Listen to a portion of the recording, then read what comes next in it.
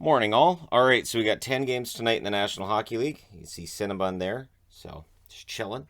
That was normally where Licorice was. Licorice is too good for that spot now, I guess. So we got 10 games tonight. We've got 4 starting at 7 o'clock Eastern, 4 Pacific. And by 5 o'clock Pacific, there'll be 7 games on, workable. And then there's 3 late games, so including one at 7:30. But because I'm not going to a game tonight, the review will be posted on time and it will have the standard notes that I normally take. So tonight's action starting at 7 Eastern, 4 Pacific. We have the Philadelphia Flyers and the Toronto Maple Leafs. Toronto trying to sweep the season series with the Philadelphia Flyers. They've made it look easy so far. November 10th, 3-0. April 2nd, 6-3. So we'll see how things go tonight. For Philadelphia, they're 23, 42, and 11. Their last 10 games are 2 and 8. They've lost 5 in a row. And one of the most disappointing seasons I think Philadelphia's ever had is winding down. Away from home, they're 10, 22, and 5. They're 4 points behind New Jersey. They're 6 points clear of Montreal. They're pretty entrenched in the position they're in the East. We'll see how they do in the draft lottery, right? On the Toronto side, 50, 20, and 6. So a team record of 106 points, 50 wins. Season's not done yet. 6 games left. So, over their last 10, they're 8-1-1. They've won 3 in a row. They're 28, 8-2 at home. They are 6 points clear of Tampa Bay, second place in their division. Pretty solidly entrenched in second place there. 7 Eastern, 4 Pacific start time between the Minnesota Wild and the Montreal Canadiens. The first time these teams met, it wasn't pretty unless you're a Wild fan. It was an 8-2 victory for Minnesota January 24th. So, there are 2 no mercy magnets on the board, one of them belonging to the Minnesota Wild against Montreal from that first meeting. Minnesota's 47, 21, and 7. Last 10 games, they're 6-1 and 3. They won their last game, so they've only won 6 of their last 10. However, they've only lost 1 in regulation out of their last 10. They're 20, 14, and 5 away from home. They're 1 point behind St. Louis, as it looks like they'll be battling each other for that home ice advantage, which we all talk a lot about. And the funny thing is how quickly home ice advantage doesn't matter in the playoffs. But down the stretch, all people talk about is, well, this team's trying to get home ice in the first round. Then they lose game 1 and you go, well, that was fun. Technically, if the road team wins every game at home ice is nothing.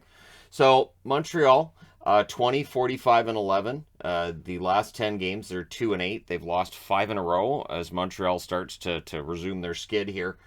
They're 10, 23, and 4 at home. They're 6 points behind Philadelphia. So Montreal will finish last in the East, and then it's a matter of whether or not Montreal or Arizona end up getting that final spot, and the best odds at winning the draft lottery in a few weeks' time. 7 Eastern, 4 Pacific start time between Detroit and Tampa. Tampa's won all 3 meetings so far. Matthew Joseph's been traded since that controversial first game. Larkin, of course, just had season-ending surgery, so I don't think this one's going to be an ugly one. Now that I've said it, maybe it will. October 14th, 7-6 overtime win for Tampa Bay. March 4th, a 3-1 win for Tampa Bay. And March 26th, the 2-1 overtime win for Tampa Bay. So at least Detroit's forced overtime in 2 out of 3 games, and they could say they've had 2 points in 3 games against Tampa Bay this year. On the Detroit side, they're 29, 37, and 10. Their last 10 games are 3, 5, and 2. They've lost their last 2 in regulation. Away from home, they're 11, 22, and 3. They're 1 point behind Buffalo, 5 points ahead of Ottawa. So pretty much certain that they'll finish ahead of Ottawa, but between them and Buffalo, who finishes where? Tampa Bay 46, 21, and 8 overall. Last 10 games, though, they're 5, 3, and 2. They've won 2 in a row. Tampa Bay seems to be turning things around.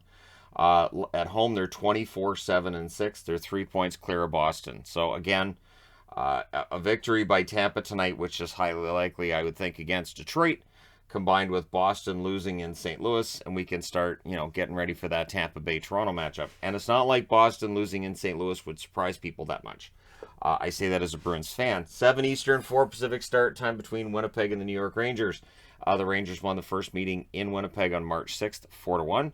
For Winnipeg, they're 35, 30, and 11. Last 10 games, they're 4, 5, and 1. They've lost 2 in a row. Away from home, they're 16, 15, and 8.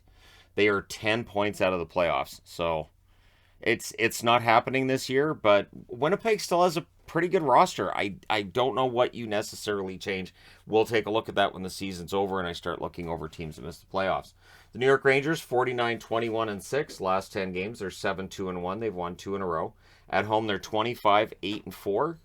They're 2 points behind Carolina, who won last night, so they're trying to keep pace there. They're 7 points clear of Pittsburgh.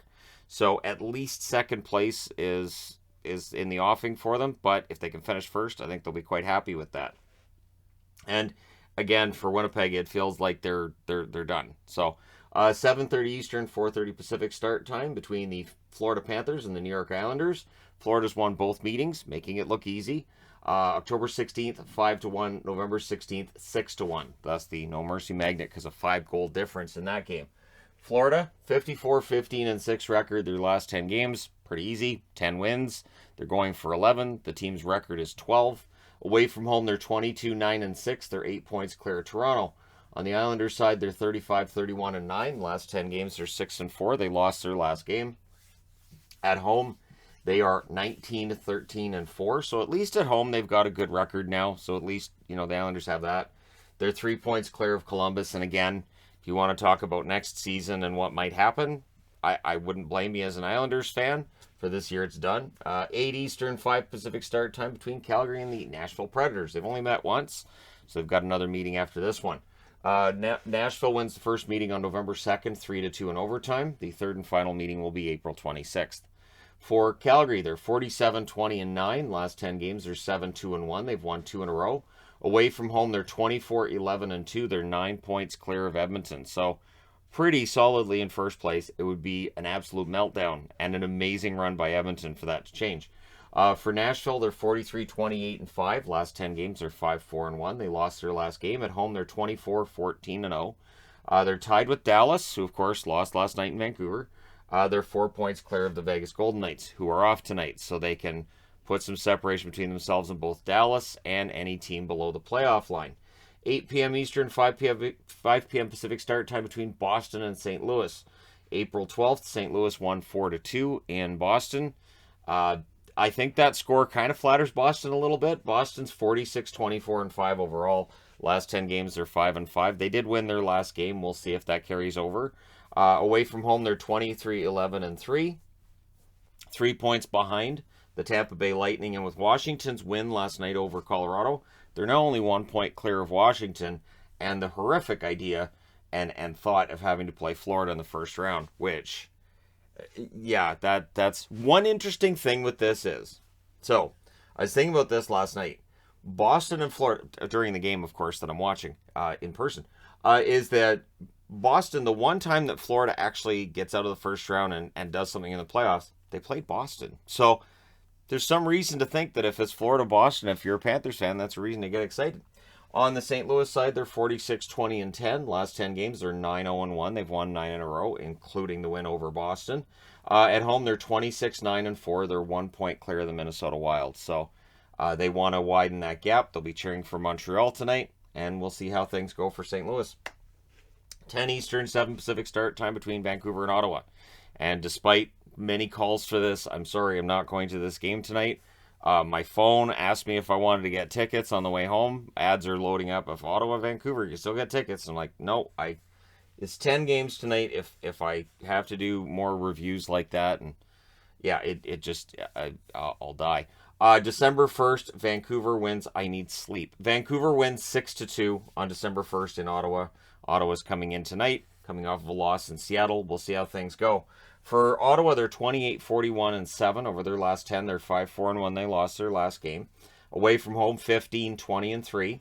They're 5 points back of Detroit. They're 2 points ahead of the New Jersey Devils. So, yeah, again, for the Ottawa Senators, they're playing out the string. Do not take them lightly, which Vancouver shouldn't. So, Vancouver fans have pointed out, hey, so if they win out, and if LA loses enough, then, the Canucks have a chance here. They have one meeting against them. They've got a game in hand. And I get it. But Vancouver at 38-28-10, they've won 6 in a row. They're 7-2-1 in their last 10. I love the optimism of, hey, if they don't lose any more games, I get it. But I do worry because at some point, teams usually will have that setback, that rough night. They might lose a point here. They might lose 2 points. So we'll see. At home, they're 18-14-6. They're 4 points back of LA. They are 5 points back of both Dallas and Nashville. And it's not me being afraid to be optimistic. It's just me looking at the numbers and saying it is still a long shot for Vancouver to make it. Just saying that. 10 Eastern, 7 Pacific start time as well between LA and Anaheim. So if you're a Canucks fan, you have to cheer for the Ducks tonight. For LA, they've split the first two meetings. November 30th, Anaheim wins in a shootout 5-4. On February 25th, LA wins 4-1. The fourth and final meeting will be April 23rd. So that's two meetings against the Ducks. For the Kings, they're 40-27-10. Last 10 games, they're 4-5-1. They won their last game. Away from home, they're 21-11-6. 4 points back of Edmonton and 3 points ahead of the Vegas Golden Knights. On the Anaheim side, 30-33-14. Last 10 games, they're 3-4-3. They did win their last game. They're 17-17-5 at home. They're 4 points ahead of San Jose. Now, working in Vancouver's favor is the fact that California teams really hate each other. And so the Ducks won't try to do any favors for anybody, and I don't think they'll take the night off. So this might end up being a pretty close game. Might be a lot of fun to watch. We shall see. And then the final game of the night, I don't know why the NHL schedule makers do this to me. Columbus and San Jose. So the review for all this has to wait the extra half hour minimum for this game because California, I'm guessing it's going to be a shootout. Columbus won the first meeting between these teams December 5th December 5th in Columbus, 6-4. Columbus is 35-35-6. Last 10 games, 3-6-1. Lost their last two in regulation. Away from home, they're 16-20-2. They're 3 points back of the New York Islanders, 7 points clear of Buffalo. On the San Jose side, they're 29-34-10. Their last 10 games, there are no wins. They're 0-6-4. I'm not talking about their losing streak either. I do the videos on 10-game winning streaks. I would do a video on a 10-game losing streak for San Jose if it was of consequence. This is a team that sold at the deadline, that is clearly given up on this season, so it's not really a losing streak of great consequence. They are 16-16-5 at home. They're 4 points back of Anaheim. So really what San Jose's done over the last 10 games is better their chances of winning the draft lottery. And we'll see if that continues tonight against Columbus. Let me know your thoughts in the comments section below, as always. Now, if San Jose doesn't win a single game the rest of the year, we might have something to talk about, but at this point, it's not that surprising. But let me know your thoughts. Hit like and subscribe if you're browsing your way through. You just happened upon this video, and I'm wearing the Brock Besser jersey because, come on, Vancouver, 7 in a row, they can do it. All right, but let me know your thoughts. Thank you guys so much for all your support. It means a lot. For any subscribers I met last night at the game, great meeting you guys, and really, it's been fun this week. Going out a couple of times, as exhausting as it's been fun. But hey, thanks again for all your support. I'll talk to you guys again soon.